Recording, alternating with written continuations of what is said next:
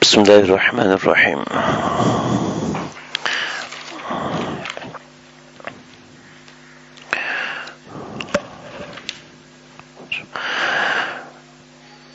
عن محمد حدثنا محمد بن كثير قال أخبرنا سفيان عن عبد المالك عن ابن بشير عن عبد الله بن المساور قال سمعت ابن عباس يخبر ابن الزبير يقول سمعت رسول الله صلى الله عليه وسلم يقول ليس المؤمن الذي يشبع وجاره جائع.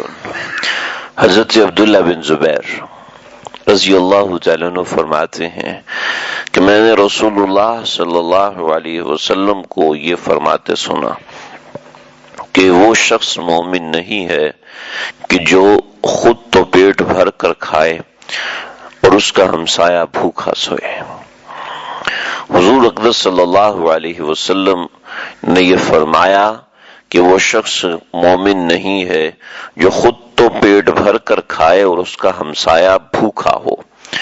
یعنی وہ شخص کامل مومن نہیں ہو سکتا. جتنی بھی روایات ایسی ہیں لیس منا من لم یرحم صغیرنا ولم یعقر کبیرنا فلیس منا، جو بڑوں کا اکرام نہیں کرتا، چھوٹوں پہ رحم نہیں کرتا، وہ ہم میں سے نہیں، مطلب وہ کامل مومن نہیں ہے. اور فرمایا، یہ بھی فرمایا کہ جس کے ہاتھ سے اور پاؤں سے جس کے ہاتھ سے اور زبان سے مومن مسلمان محفوظ نہیں ہے وہ شخص مومن نہیں ہو سکتا. تو ایسی جو بھی روایات ہیں جس میں لیس منا، وہ شخص ہم میں سے نہیں ہے، وہ شخص مومن نہیں ہے، وہ شخص کامل مومن نہیں ہو سکتا. اس سب سے مراد یہ ہوتا ہے کامل مومن ہونا. کامل مومن ہونا یہ مراد ہوتا ہے. تو یہاں پر یعنی کہ ایمان کی علامات میں سے ایک علامت یہ بھی ہے کہ انسان کے مزاج میں غم گساری ہو، انسان کے مزاج میں ہمدردی ہو، اور ہمدردی کا پہلا عنصر اس کے ماں باپ، دوسرا عنصر اس کے عزیز و اقارب، خاص طور پر اس کے بہن بھائی، اور خاص طور پر اس کی بہنیں اور بیوی، اور اس کے بعد اس کے ذوی الارحام یعنی رشتہ دار، اور اس کے بعد اس کا پڑوسی. یعنی یہ وہ درجات ہیں جو کہ لازمی درجات ہیں، جو کہ لازمی ہونا ضروری ہے ان کے ساتھ ہمدردی. اس حدیث شریف میں رسول اللہ صلی اللہ علیہ وسلم نے واضح طور پر یہ اعلان فرما دیا ہے کہ جو شخص اپنے پڑوسی کی بھوک پیاس اور اسی طرح کی دوسری ضرورتوں کا خیال نہ رکھے، اسے اتنا بھی فکر نہ ہو کہ میں خود تو پیٹ بھر کے کھا رہا ہوں اور میرے بغل میں میرا پڑوسی بھوکا ہے، تو ایسا شخص مومن نہیں ہو سکتا. مطلب یہ ہے کہ اس کا ایمان کامل نہیں ہو سکتا. کامل ایمان والوں کی تو یہ نشانی ہوتی ہے کہ وہ خود تو بھوکے رہتے ہیں مگر دوسروں کو کھانا کھلاتے ہیں. بس جس طرح قرآن میں فرمایا کہ یؤثرون علی انفسہم ولو کان بہم خصاصہ، یعنی وہ لوگ اپنے اوپر دوسروں کو ترجیح دیتے ہیں، خواہ ان کو خود ہی کیسا فاقہ اور محتاجگی ہو.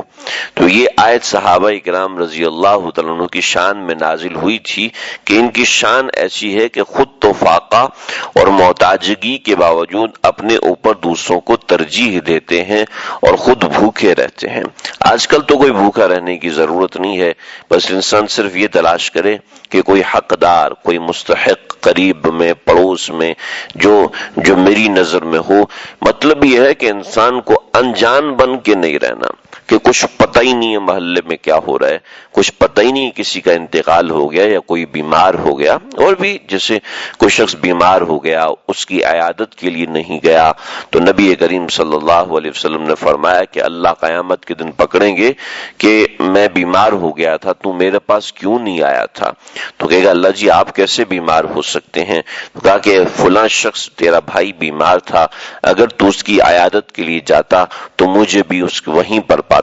تو مطلب یہ ہے کہ انسان کو ان باتوں کا خلاصہ یہ ہے کہ انسان کو غافل ہو کر نہیں رہنا چاہیے، آنکھیں کھول کے رہنا چاہیے، دیکھ کے رہنا چاہیے کہ دائیں بائیں اڑوس پڑوس میں کیا ہے. ایک روایت میں کہ حضرت ابن عمر رضی اللہ تعالیٰ عنہ کا بیان ہے کہ ایک صحابی کے پاس بکری کی سیری بطور ہدیہ بھیجی گئی. انہوں نے فرمایا کہ میرا فلاں بھائی اور اس کے بچے اس کے زیادہ مستحق ہیں، چنانچہ انہوں نے وہ سیری یعنی گوشت کا وہ ٹکڑا دوسرے مسلمان بھائی کو بھیج دیا، پھر انہوں نے تیسرے کو، تیسرے نے چوتھے کو، اسی طرح وہ سیڑھی 7 گھروں کا چکر کاٹ کر پھر وہیں پر چلی آئی جہاں سے یہ چلی تھی۔ تو یوسرون علی انفسہم ولو کان بہم خصاصہ، صحابہ کرام کی یہ شان تھی۔ تو ظاہری بات ہے ہم اس حد تک تو نہیں جا سکتے، نہ آج کل ویسے ایمان ہے اور نہ آج کل ویسی صحبتیں ہیں، لیکن کم از کم اتنا ہو کہ اپنے پڑوسی کے بیماری کا، اس کے حال چال کا خیال رکھا جائے۔ عام طور پہ ایسی سوسائٹیز ہوتی ہیں کہ جن سوسائٹیز کے اندر لوگ ایسے اسٹیٹس والے ہوتے ہیں کہ وہاں بھوکا رہنے کا تصور بھی نہیں ہوتا، تو لہٰذا اس صورت میں تو ایسی کوئی وعید نہیں ہے، لیکن ایسی وعید کا مقصد صرف اتنا ہے کہ ایک دوسرے سے جان پہچان ہو، ایک دوسرے سے تعلق اور ربط ہو، رابطہ ہو، بات چیت ہو، ایک دوسرے کے ہاں آنا جانا ہو، ایک دوسرے سے کے ساتھ اٹھنا بیٹھنا ہو۔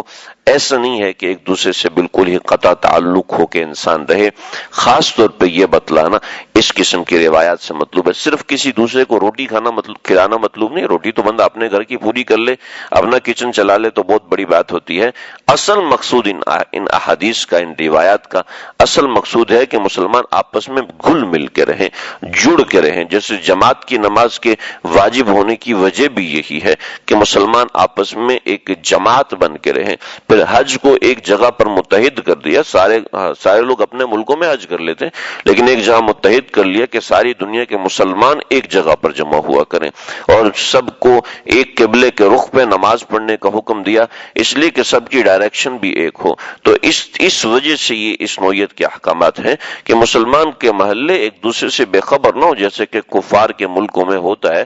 آپ حضرات بہت اچھے سے جانتے ہوں گے جو کفار کے ممالک میں رہتے ہیں کہ پڑوس کے بارے میں تو کوئی حال چال پوچھنے کا تصور بھی نہیں ہوتا، بس زیادہ سے زیادہ اگر ہوگا تو پیئنگ گیسٹ بن سکتے ہیں، اس کے علاوہ تو کسی اور چیز کا، دوسرے سے ہمدردی کا تصور بھی ممکن نہیں ہے۔ تو یہ اسلام نے ہمیں سکھایا ہے، شریعت نے ہمیں ایسے ضابطے سکھائے۔ اللہ سمجھنے کی عمل کرنے کی توفیق عطا فرمائے۔